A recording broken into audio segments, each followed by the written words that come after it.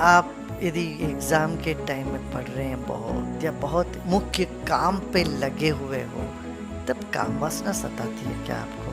नहीं। जब परिश्रम कर रहे हो, बहुत कोई लक्ष्य में लगे हुए हो, तब काम वासना सताती क्या? नहीं। कब सताती है? खाली होते हैं, ज़्यादा खा लेते हैं और ऐसे ऐसे चित्र देखते हैं, तब काम वासना पकड़ लेती है। एक कामुक व्यक्ति जिसने बहुत अपराध किया, जेल में उसको अमेरिका में फांसी की सजा मिल गई। मरने से पहले उससे पूछा गया, तुम्हारी कोई एक इच्छा हो तो बताओ। तो उसने कहा कि जितने प्रोनोग्राफी है ये सब बंद। ध्यायते विषयान पुंसः संगस्तेषुपजायते संगात् संजायते कामः कामात् क्रोधो भी जायते। ये क्या होता है? जिस चीज पर ध्यान बार बार देते हो, मन उसके साथ होना चाहता है, उसके साथ होने से काम जागता है। काम वासना में उतरते हो, उसके बाद क्रोध आता है। काम की पूर्ति होने पर भी क्रोध आता है, अपूर्ति होने पर भी क्रोध आता है। इसलिए शादी होने के बाद पत्नी की पिटाई इतनी होनी पड़ती, पति पत्नी में मारपीट होता है। क्यों? काम से क्रोध की जन्म। काम वासना बुरा करके नहीं सोचना चाहिए। काम वासना सहज है, उसी से तो पैदा हुए हैं। जितने यहाँ बैठे हैं, जितने जो कुछ भी जीव जंतु है, काम से ही उसका पैदाइश हुई। मगर वो हमारे नियंत्रण में रहे, तब तक सब ठीक है। यदि हम उसके नियंत्रण में हो जाते हैं, तब तो नरक ही नरक है। देखो कितने लोग जेल गए हैं इस तरह की गलतियां करके, अत्याचार दुराचार करके। ये सब कैसे हुआ? 1 मिनट का काम वासना के लिए, वो 5 मिनट भोग के लिए जिंदगी भर नरक, खुद भी नरक में, दूसरों को भी नरक में डाल। इसलिए वासना हमारे नियंत्रण में रहे। नियंत्रण में रहने के लिए है कुछ बड़ा प्रोजेक्ट लेके काम करते हो। दूसरा, अपनी शक्ति को कुछ सकारात्मक रूप में लगाते जाओ। ये तो काम वासना के बाद थकान, काम वासना के बाद शक्ति का ह्रास ही हुआ। इसका मतलब ये नहीं कि दबाओ काम वासना को, ना दबाना है ना उसको प्रोत्साहन देना है, सहज रहना है। ब्रह्मचर्य सिद्धि अपने आप होती है। प्राणायाम और ध्यान करते करते ब्रह्मचर्य की सिद्धि सहज ही आ जाता है, तो वो बेहतर है। और मैं कहूँगा कि ये जितने काम वासना को जगाने जैसे किताबें हैं या नेट है, ये सब देखोगे तो वो तो फिर बढ़ता ही जाएगा। ताकि देखते देखते देखते मन कहता है उसी पे जाओ जाओ जाओ, और इसका कोई अंत नहीं है। क्यों? विदेश में ये होता, महिला पुरुष और महिला का ये हुआ, इसमें लोग तृप्ति नहीं मिली, फिर काम वासना बच्चों के साथ करने, उसमें तृप्ति नहीं मिली, फिर जानवरों के साथ। इसका कोई अंत है क्या? जो व्यक्ति उसमें जाके देखा है, उसको तृप्ति नहीं मिली, खुशी नहीं मिली, आनंद नहीं मिला। उसका चेहरा देखो, मरे पीटे कुत्ते जैसे लगेंगे। प्रसन्नता है, खुशी है नहीं। इसी तरह से दबा के बैठ के, जबरदस्ती कुछ दबा के बैठ के, उनके भी चेहरे में कुछ नहीं, मन में तो ही जब दबा दबा के बैठे, वो नहीं। मध्यम मार्ग है, मध्यम मार्ग में होना चाहिए। कुशलता पूर्वक ब्रह्मचर्य को सिद्ध करना चाहिए।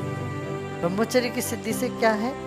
ताकत आती है, बहुत कुछ काम कर सकते हैं, सोच विचार अच्छे होते हैं और मन प्रसन्न रहता है। महर्षि पतंजलि ने सुंदर कहा, 5 नियमों में एक नियम है शौच। शौच माने शुद्धता। स्वांगै जिगुप्सै परैरसंसर्गा। अपने ही शरीर पर जिगुप्सा माने कोई आसक्ति न रहना, दूसरों के संपर्क न रहना। इससे क्या मिलता है? बोले सत्व शुद्धि, बुद्धि शुद्ध होता है। सौमनस्य, मन में प्रसन्नता है। चित्त एकाग्रता, चित्त में एकाग्रता है। जिस व्यक्ति के मन में ये हमेशा रहता है कौन अच्छा लड़की है, कौन अच्छा लड़का है, किसको पकड़ें, किससे बात करें, किससे क्या लें, किससे क्या हड़प लें, छीन लें, ये मन में रहेगा तो वो मन इधर उधर इधर उधर इधर चंचल बना रहेगा। जब ये विचार नहीं है, मन में एकाग्रता आती है। इंद्रिय जयत्व, अपने इंद्रियों में जय। बस में जाते वक्त कई बार आप थके हुए होंगे, एक टेलीविजन में कुछ प्रोग्राम चलता हुआ होगा, कोई सिनेमा देख रहे, देखने से थकान बढ़ती है, आंखें आपकी बात नहीं मान रही, जीभ आपकी बात नहीं मान रही, पेट भर गया फिर भी कुछ खाने का मन करता है। इसको एक बीमारी कहते हैं, बुलिमिया। पेट ले नहीं सकता अंदर और मन की इच्छा पूरी नहीं। काम वासना का भी ऐसा ही है, शरीर में ताकत नहीं है मगर मन का ज्वर बढ़ा हुआ है। विदेश में भी देखे, हमने सुना 70-80 साल का आदमी पोर्नोग्राफी देखता रहता है, उसका शरीर में कोई ताकत नहीं है, मगर वो देख देख के खुशी तो नहीं मिलता, एक आदत सी बन जाती है, दिमाग बिगड़ जाता है। इंद्रिय जयत्व, आत्मदर्शनी योगित्व। जब भी आपके मन में बहुत एक तरह सा उखड़ा उखड़ा सा अनुभव हो, उखड़ा उखड़ा सा आप महसूस करते हो, एक मन में एक तरह की बेचैनी हो, ये जानना चाहिए अशौच हो गया। अशौच माने और लोगों के संपर्क में ज्यादा आ गए, अब थोड़ी दिन किसी का संपर्क नहीं करेंगे, इस तरह से करके देखना तो तुरंत ही मन में फिर प्रसन्नता आ जाती है। तो मैं ये 2 बात समझना चाहिए, अति कामुकता या कामुकता में जाना ठीक नहीं है, ऐसे ही काम को दबाने की कोई जरूरत नहीं है। उम्र है तो उस हिसाब से अपना जो शरीर की बनावट के हिसाब से खाने पीने में ध्यान दीजिए, प्राणायाम करिए, और आपको शादी करना है जैसे करना, वैवाहिक जीवन करिए, उसमें कोई गलत नहीं है। अगर हम नित्य और शुद्ध है तो मन में वासनाएं कहाँ से आती है? वासना माने क्या, हमारी जो इंद्रियां जो देखी हुई चीज़ों की तरफ जाती है, सुनी हुई चीज़ों की तरफ जाती है, सूंघी हुई चीज़ों की तरफ जाती है, बहिर्मुख होते हैं। वासना माने और क्या, मन का बहिर्मुख होना। ठीक है, बहिर्मुख होना कोई बुरी बात नहीं है, मगर बहिर्मुख ही रह जाए तो दुखी हो जाता है। फिर हमारी इंद्रियों की क्षमता सीमित है। कोई एक रसगुल्ला लेके आता है, एक रसगुल्ला स्वाद अच्छा लगता है, खाओ, 2 ठीक है, तीसरा अरे खा लेते हैं, 14 पीड़ा होती है। कोई कहे तुम्हें 10 रसगुल्ला खाना हो, फिर तुमको लगेगा जिंदगी भर अब रसगुल्ला की तरफ नहीं देखना मुझे।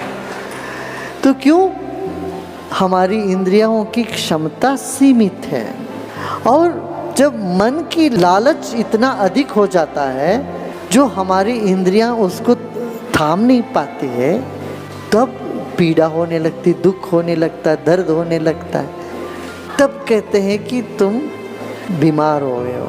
ये बुलिमिया करके एक बीमारी है। खाते हैं फिर उल्टी करते हैं, फिर खाते हैं फिर उल्टी करते हैं। इसमें खाने का मज़ा नहीं आता है और उल्टी करने का दर्द होने लगता है, उसके बिना रह नहीं पाते। इसी को वासना कहते हैं। कभी न कभी मन को निवृत्त होना पड़ता है। जब मन विश्राम करने लगता तब एक अलग सुख पाते हैं हम, जो इंद्रिय से नहीं बुद्धि से जो पकड़ में आती है वो सुख स्वरूपी शिव है, वही आनंद। हम ये नहीं कह रहे कि तुम आनंद छोड़ दो, हम कहते तो आनंद की ओर जाओ।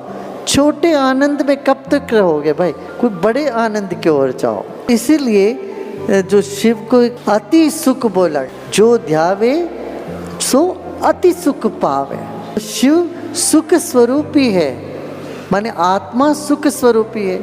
सुख का मतलब यही है कि तुम अपने आप अपने पास आ गए हो। दुख का अर्थ है कि तुम खुद से दूर चले गए हो, कि तुम खुद ही सुख हो। कुत्ते क्या करते हैं, हड्डी चूसते हैं, चबा चबा करके उसके मुंह में घाव हो जाता है, खुद का खून निकलता है। अब कुत्ते को लगता है कि अरे ये हड्डी बहुत रसेदार है। ऐसे ही हमको जब भी सुख का अनुभूति होती, वो हमारे भीतर कहीं से होता, हम उसको बाहर की चीज़ों पर लाद देते हैं।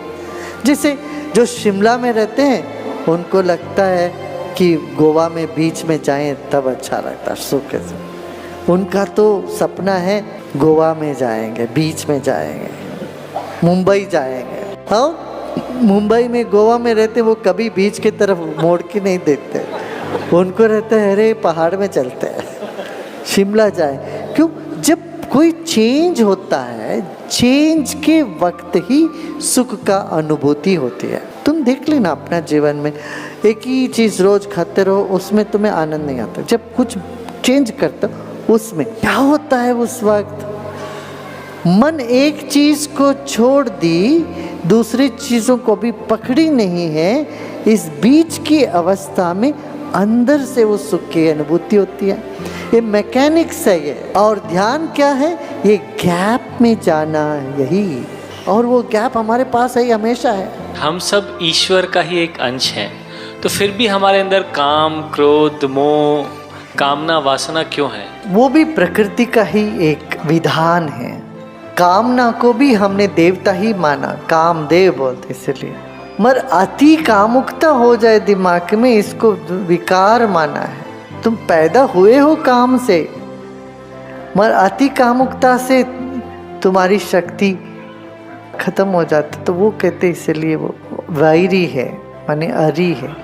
यम नियम का पालन हम करते जाएं जीवन में, जीवन को सात्विक बनाते जाएं, रजोगुण तमोगुण से हटके सतुगुण की ओर हम कदम बढ़ाते जाएं, देखना फिर कोई विकार हमें सताता ही नहीं। फिर खान पीन ठीक हो, व्यवहार ठीक हो, तो हमें ये सब वासनाएं सताती नहीं है। हम उसको एंकरेज करते जाएंगे।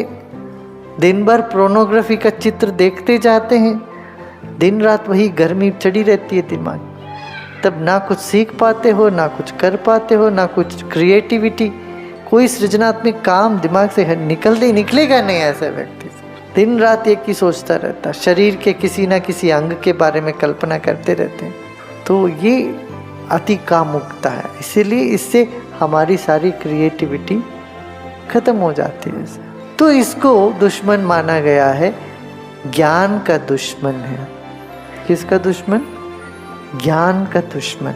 भगवद गीता में श्री कृष्ण ने कहा, 3 है नरक के द्वार, त्रिविधम नरकस्येदम द्वारम नाशनम आत्मना।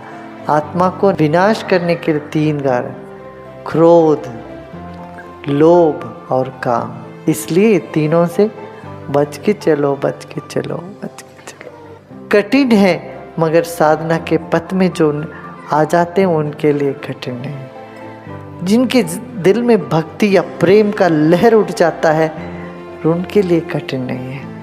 जो इतना व्यस्त रहते हैं, कुछ ना कुछ क्रिएटिव काम करते रहते हैं, सबके लिए, उनके लिए कठिन नहीं है। आलसी, प्रमाद, आलस्य, निद्रा, ये तीनों से जो पीड़ित है उनके लिए तो बहुत कठिन है। आश्रम में लोग रहते तो एकदम उनको काम में लगा के रखते, सुबह शाम काम करते, खाने पीने के लिए, सोचने के लिए समय नहीं मिलता। तो थोड़ा सा समय मिला तो ज्ञान की तरफ मन झुक जाता है। ज्ञान में इतना घुल मिल के बने रहते हैं, दिन रात एक अपना जिम्मेदारी उठाने में लगे रहते हैं, उनको विकारें सताती नहीं।